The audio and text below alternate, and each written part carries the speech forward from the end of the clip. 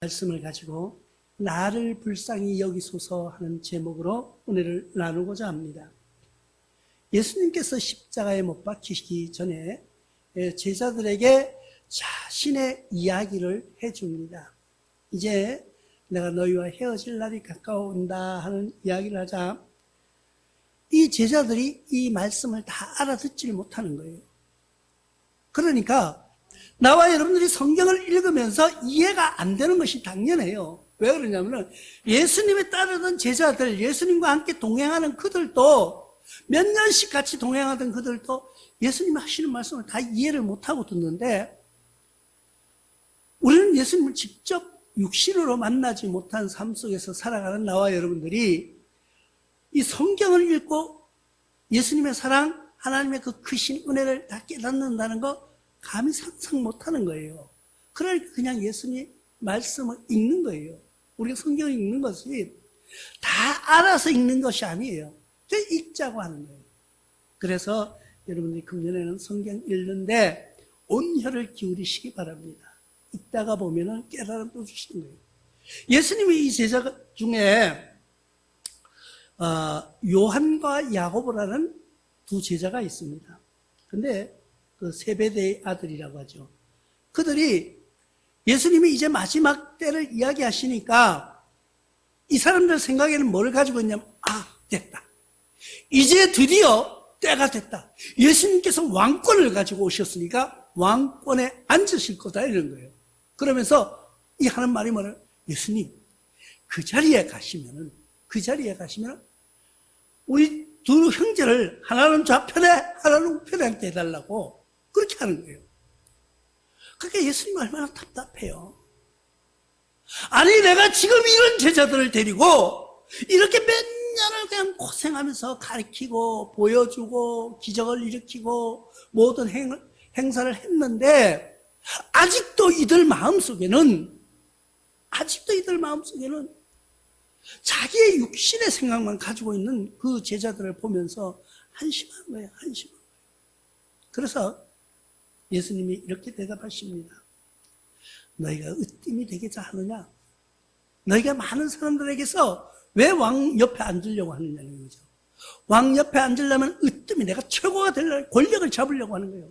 그렇게 하려거든 다른 사람이 종이 되라. 내가 높아지고자 하느냐? 그럼 남을 섬기라는 거예요. 그게 우리의 믿음의 자세예요. 내가 남들에게 대접받고 내가 남들에게 뭔가를 위대하게 보이려고 하는 것이 아니라 우리가 예수 믿으면서 예수님 이름으로 하나님의 영광으로 나를 높이려고 하는 것이 아니라 오히려 그 영광과 그 은혜로 말미암아 남들의 종이 되어나가 겸손해지는 거예요. 낮아지는 거예요. 그러면서 이 제자들을 이끌고 가시는 그 예수님의 마음이 어떻겠느냐는 거예요. 그래 가다니까 이런 제자를 데리고 여리고 성으로 들어갑니다. 여리고 이제 조금 있으면 이제 십자가에 못 박히실 거예요. 근데 그때 들어갔더니 이 들어가는 온 무리들이 예수님의 명성을 다 하는 거예요. 예수님 하면은 사람들이 지금처럼 뭐 인터넷이 있어가지고 카톡이 있어가지고 막 예수님 사진을 전송하는 것이 아니라 소문에 입에 소문으로 야 예수라는 분이 있대. 그 말을 듣는 사람이 또 자기 옆에 친구한테 이야기하는 거예요. 그렇게 퍼진 예수님의 명성이 굉장히 높아진 거예요.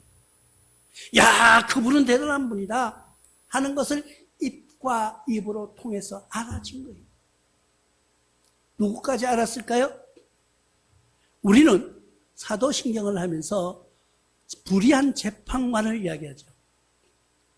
우리는 재판관이 불의하다고 생각하는데 그 재판관 총독의 부인이 있었어요. 예수님이 십자가에 못 박히시기 전 잡혀와서 재판을 받는데 재판 받는 전날 이 총독의 부인이 꿈을 꾸는데 빌라도 총독 그 부인이 꿈을 꾼데 막 예수님 때문에 막 괴로워서 잠을 잘 수가 없는 거예요. 우리 남편이 내일 지금 재판을 하는데 예수라는 사람 때문에 내가 너무나도 괴로워했다는 거예요. 꿈속에서 만나서 예수는 죄가 없다는 것을 부인이 알게 된 거예요. 재판하기 전에 사람을 자기 남편에게 보냅니다. 지금 같으면 전화를 했겠죠. 그때는 자기 밑에 일하는 사람을 보내서 남편에게 이야기합니다. 오늘 당신이 재판하실 터인데 그 재판 중에 예수라는 사람이 있느냐? 만약에 그 사람을 재판하게 되면은 당신은 그 사람에게 손대지 말라는 거예요. 그 사람은 죄 없다고 이야기하는 거예요. 그런데 이 무리들이요, 얼마나 완약하냐면은 예수를 십자가에 못 박으라고 막 압력이 들어오기 시작하는 거예요. 우리는 요즘도 세상 사람들이 자기 마음에 맞지 않는 재판이 이루어졌다 하면은 그 재판관을 뭐라 그래요? 저는 정치적인 재판관이라고 이야기하는 거예요. 그러면서 욕하기도 하고요. 오히려 저 사람은 정치에 휩쓸리는 정치적인 재판, 온전한 판단을 하지 못한다고 막 사람들이 욕하고 흉보고 입방아를 찍기 시작해요. 이때도 마찬가지예요. 이런 재판을 하는 빌라도에게 사람들이 그 자리에 앉혀놓고 당신 지금 오늘 예수를 죽이라고 명령하는 거예요. 명령이 아니라 압력을 넣는 거예요. 많은 군중들이. 그러니까 빌라도가 지금 자기 부인에게 들었잖아요. 예수는 죄가 없으니까. 자기 와이프가 절대 재판에 관여하지 않은 사람인데 이번엔 웬일로 자기 꿈에 밤새도록 잠을 못 잤다는 거예요. 밤새도록 그 일 때문에 괴로워서. 한번 여러분들이 한번 상상해 보십시오. 내가 재판을 하려고 앉았는데 집사람이 전화가 와가지고 그 사람, 죄 없는 사람은 자기가 죄 있는지 없는지 어떻게 알아? 어떻게 아냐? 내가 어젯밤에 꿈에 밤새도록 시달렸다는 거예요.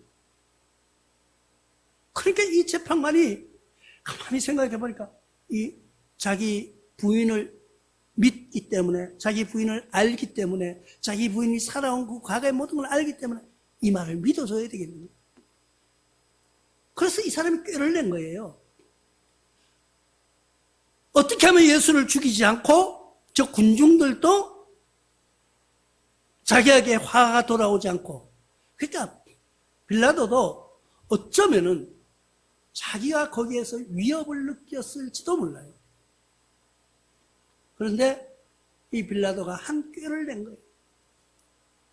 우리가 지금 이 둘 중에 한 사람을 내줘야 되는데 누구를 내줄까 하고 강도하고 예수님하고 이렇게 투표를 붙인 거예요. 한마디로. 당연히 예수님이 이길 줄 알고 빌라도가 재판을 붙인 거예요. 투표를 붙인 거예요. 그런데 군중들은요, 완악해요. 완악해요. 그래서 빌라도의 판단이 빗나간 거예요. 예수를 십자가에 못 박으라고 한 거예요. 그러니까 이 빌라도의 자기의 판단이, 자기의 생각이 잘못된 것을 깨달은 거예요. 그러나 어차피 판결은 내려진 거예요. 이만큼 예수님의 판결이 어려웠다는 거예요. 왜 그랬을까요? 예수님은 그만큼 많은 사람들에게 알려진 명성을 가진 분이었다는 것을 우리는 알 수 있습니다. 그리스도의 명성이 그만큼 온 세상에 알려졌다는 거예요. 우리가 만약에 어떤 사람을 재판한다든가 우리는 알지도 못해요. 우리가 예를 들어 울산지법에서 어떤 재판을 하고 있는데 나와 여러분들이 압니까? 누가 재판받고 누가? 아무도 몰라요. 그러나 유명한 사람이 재판을 받는다는 것은요, 온 세상이 다 알도록 방송을 해주기 때문에, 이와 마찬가지로 예수 그리스도의 명성이 그만큼 높아졌기 때문에 많은 사람들이 알았다는 거예요. 그런데 그 명성을 누가 들었을까요? 눈이 먼 장님 바디메오라는 사람이 있었습니다. 이 사람은 태어나면서부터 장님이었어요. 그래서 자기가 이 소망이 뭐겠어요? 나와 여러분들이 만약에 뭔가 소망을 가지고 살아가고 있습니다. 나와 여러분들의 소망이 뭐냐고 물으신다면 여러분들은 뭐라고 대답하시겠습니까? 나와 여러분들의 꿈이 뭐냐고 물으시면 여러분들 꿈이 있습니까? 꿈이 있어야 돼요. 사람, 이 나이에 무슨 꿈을? 꿈꾸는 자는 젊을 수밖에 없어요. 꿈꾸는 자는 젊음을 유지하면서 살아갑니다. 그러나 꿈이 없는 사람은 벌써 늙었다는 증거예요. 나이에 상관없어요. 꿈을 꾸는 자나 꾸지 않는 자의 차이는 아주 큰 것을 우리는 알 수가 있습니다. 꿈꾸는 자는 요셉이 꿈꾸는 자라고 이야기했잖아요. 그러나 우리도 꿈을 가지고 살아가시길 바랍니다.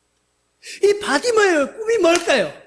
자기는 오직 이 세상을 한번 보는 것이에요. 이 세상의 찬란한 빛이 어떤가? 이 세상의 어떤 빛깔로, 어떤 모습으로, 어떻게 생긴 모양으로 형성되고 있는가를 보는 게 꿈이에요. 눈먼 자는 그게 꿈이에요. 근데 예수님의 그 명성을 들은 거예요. 명성을 듣고 어느 날 갑자기 이에게 기쁜 소식이 왔습니다. 그에게 희망의 소식이 왔습니다. 꿈 같은 일이 이루어지는 그런 순간이 다가왔어요. 그게 뭐냐고 보니까 예수님께서 이곳을 지나가신다는 거예요. 내가 사는 이곳에 예수님이 오신다는 거예요. 얼마나 기쁜 소식이에요. 그는 예수님이 오실 날을 학수고대하면서 기다립니다. 왜? 그 명성이 그만큼 높았기 때문입니다. 예수님은 오시는 그날, 예수님이 오시는 그 순간 나는 살 수 있다는 그런 기대를 가지고 살아가는 한 사람이 왜 이 눈먼 장님입니다. 나와 여러분들 마음속에도 예수님만 오시면은, 예수님만 나와 함께 하시고 내 육신에 예수님의 영이 함께 하신다면 나는 살 수 있다 하는 꿈을 가지시기 바랍니다. 그럴 때는 그 꿈을 가지실 때는요, 그냥 꿈이 이루어지는 것이 아니에요. 깨는 간절한, 정말 애절한 그런 마음이 동반되어야 된다는 거예요. 우리는 성경에서 보면은 많은 사람들의 끈기 있는 기도하는 모습을 봅니다. 몇 사람이 많은데 몇 사람은 대표적으로 보면 아브라함이라는 사람이에요. 아브라함은 그래서 우리의 믿음의 조상이라고 말합니다. 창세기 18장 32절에 보니까 아브라함이 또 이르되 주는 노하지 마옵소서 내가 이번만 더 아뢰이다. 거기서 신명을 찾으시면 어찌하려 하시나이까? 이르시되 내가 신명으로 말미암아 멸하지 아니하리라. 이게 뭐예요? 아브라함에게 소돔과 고모라 성이 무너질 것을 알고 있었어요. 그래서 아브라함이 하나님께 간구하는 거예요. 하나님은 한 생명도 귀히 여기시고 사랑한다고 하지 않았습니까? 소돔과 고모라 성 무너져야 됩니다. 왜? 너무나도 죄악, 너무나도 음란하고, 너무나도 살인하고 도둑질하고 하여튼 죄악으로 가득 찬 이곳은 무너져야 마땅합니다. 그러나 내가 만약에 그곳에 가서 돌아보면서 의롭다고 생각하는 사람, 정말 순결하다고 생각하는 사람 50명을 찾으면은 하나님 그 50명 때문에 그 성을 그만 무너뜨리지 않고 그만두시렵니까? 그냥 보존하시렵니까? 하고 물은 거예요. 그러니까 하나님이 오케이 하고 사인을 주신 거예요. 좋다. 50명 찾아라. 찾아가 보니까 50명을 찾을 수가 없습니다. 그곳에는 부유한 도시였어요. 상권이 발달되고요. 모든 사람이 잘 사는 거예요. 잘 사는 동네의 사람들이에요. 근데 거기 교회가 없었을까요? 교회도 있었어요. 하나님을 섬기는 성전도 있었어요. 그런데 내가 그래도 50명은 찾을 수 있겠지 하고 아브라함이 자신 있게 하나님 앞에 약속을 받아가지고 나간 거예요. 나가보니 50명을 찾을 수가 없습니다. 50명을 찾을 수가 없어요. 다 불의한 사람이에요. 다 음란한 사람이에요. 다 도둑질하는 사람이에요. 하나님 앞에 다시 무릎 꿇고 기도합니다. 하나님, 내가 50명 안 되겠습니다. 40명, 30명, 20명, 10명까지 온 거예요. 그 기도를 하나님과 약속을 바꾼다는 거예요. 우리가 나와 여러분들이 약속을 해도 그 약속을 한번 변경하기가 굉장히 좀 꺼림칙해요. 그래도 아이고 이거 한 번은 하고 목사님, 권사님, 장로님 우리 한 번 내 약속했는데 오늘 급한 일이 생겨서 도저히 안 되겠으니까 다음 시간을 미룹시다. 그럼 그럽시다.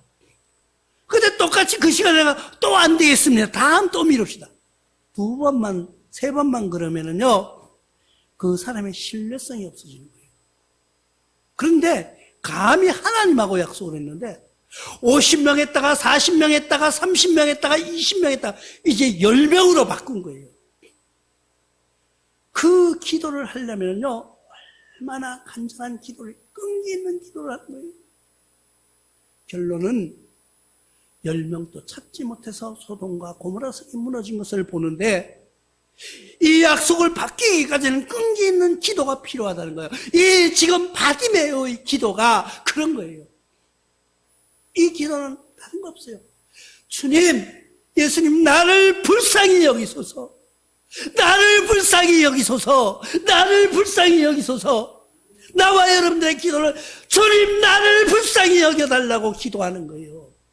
남들에게 보여주려고 내가 좋은 말로 좋은 단어로 고급 단어를 많은 사람들이 알아듣지 못하는 외래어를 쓰면서 하는 기도를 하나님이 들으시는 것이 아니라 하나님 나를 불쌍히 여겨주시옵소서.